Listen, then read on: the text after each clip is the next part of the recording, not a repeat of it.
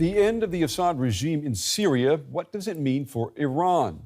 Bashar al-Assad was more than a safe bet for the mullahs. Syria made it possible for Iran to project power via proxies. Tehran could always send weapons directly to Hezbollah fighters in Lebanon, for example. Syria played a strategic role in what is called Iran's axis of resistance. Well, today, Iran's supreme leader spoke for the first time about the rebel offensive that ended decades of dictatorship in Syria. And no surprise, he put the blame on Israel and the United States. There should be no doubt that what has happened in Syria is the result of a joint American and Zionist plan. The more you apply pressure to the resistance front, the stronger it becomes. The more crimes you commit, the more determined it becomes. The more you fight against it, the more it expands. And I tell you, with the help and power of God, the scope of the resistance would encompass the entire region more than ever before. All right, I want to pull in now Behnam Ben Taleblu. He's a senior fellow at the Foundation for the Defense of Democracies in Washington, D.C. It's good to have you back here on the program. We just heard the Supreme Leader saying that Iran's axis of resistance is only getting stronger now that Assad is no longer in the picture. I mean, what does he know that we don't know? I mean, what's your analysis of that? It's a pleasure to be with you. Well, in so many ways, this kind of hyperbole and grandiosity was expected because this is Khamenei's first public speech after the fall of the Assad regime in Damascus. They ruled there for a little over half a century, and that was Iran's sole state ally in the Middle East after the 1979 Islamic Revolution. So they're trying quite hard to save face for a major strategic defeat. But I would say, respectfully, the facts tell a very different story than what Mr. Khamenei seems to be saying here. If you look at the northern tier of the Middle East, where the regime has created or co-opted a whole host of proxies, many of them have lost key leaders, key capabilities, and are handicapped in the geographies they operate in. So the facts tell a fundamentally different story. Ali Akbar Velayati, a key advisor to Khamenei, once called Assad in Syria, and I'm quoting here, the golden ring of the resistance chain in the region. Now, considering the facts on the ground, would you say that Iran's alliance now has completely fallen apart?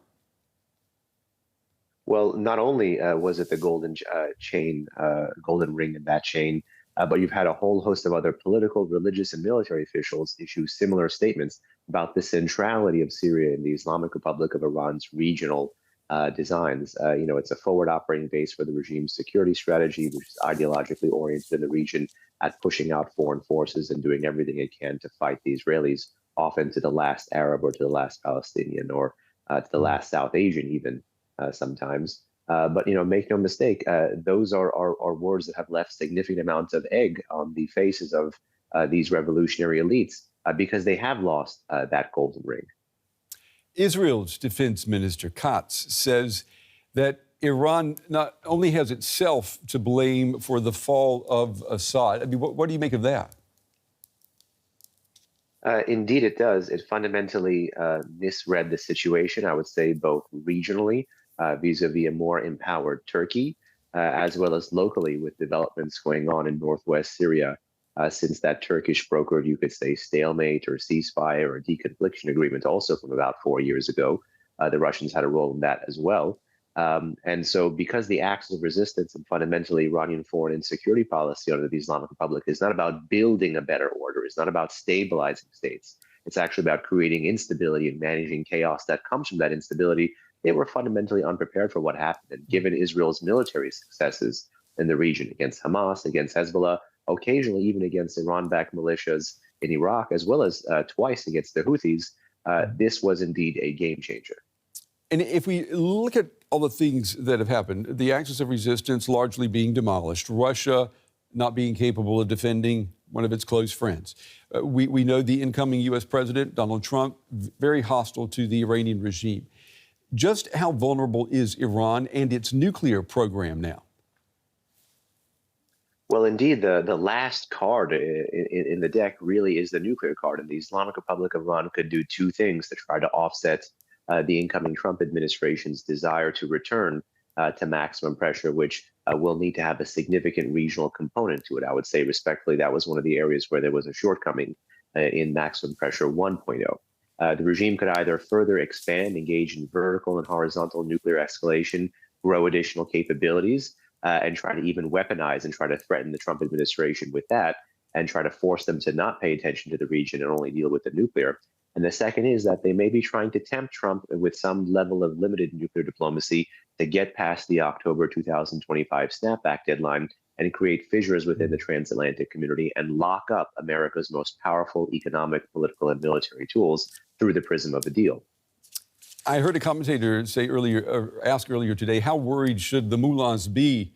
I mean, Iran's leaders, they see what happened to Syria's regime. They have to be asking themselves, are we next?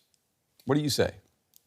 And I would say, indeed, there's actually commentary by regime elites, political elites, and a whole host of YouTubers, Telegram channels. They're asking precisely this same question, and they're having a rather open debate about it. I mean, if you pay particular attention to Khamenei's remarks today, he's even pointing out the difference between diaspora media and local media coverage of the crisis in Syria and the political implications. He's even talking about people in Iran needing to be prosecuted of committing quote-unquote thought crimes or speech crimes for deflating the morale of the Islamic Republic and the acts of resistance by pointing out this gaping hole in its regional strategy. So make no mistake, what's bad for the acts of resistance is what's bad for Assad, is what's bad for the Islamic Republic, which is their patron. And the regime is trying to prevent a contagion effect, because anything that is also bad for the Islamic Republic is also quite good for the Iranian population. And you've seen this zero-sum mentality in multiple rounds of street versus state protests, even in 2018 when Iranian protesters chanted, "Forget Syria, think about us." Yeah. Behnam Ben Taleblu with the Foundation for the Defense of Democracies in Washington, D.C. We appreciate your time tonight and your insights. Thank you. Thank you.